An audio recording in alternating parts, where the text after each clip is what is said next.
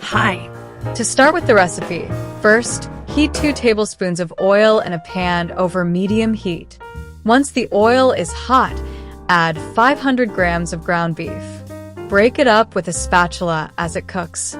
You'll know it's ready when the beef is browned and no pink remains.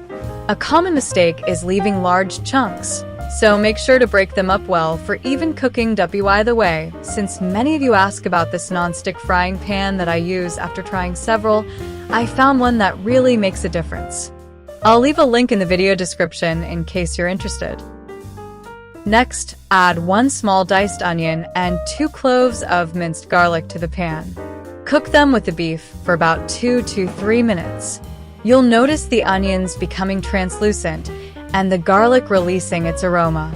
This step is crucial because it builds the base flavor for the dish. If the garlic starts to brown too quickly, lower the heat to avoid bitterness.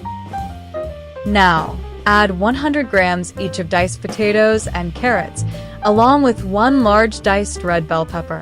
Sauté these vegetables for another 2 to 3 minutes. The trick here is to let them soften slightly, but not fully cook, as they'll continue to cook in the sauce. You'll see the colors brighten, which is a good sign they're ready for the next step. Add a 1/4 cup of tomato sauce, 1 tablespoon of tomato paste, 1 tablespoon of soy sauce, 1 tablespoon of oyster sauce, 1/2 teaspoon of black pepper, and 3/4 teaspoon of salt to the pan. Stir everything together and sauté for about 2 minutes.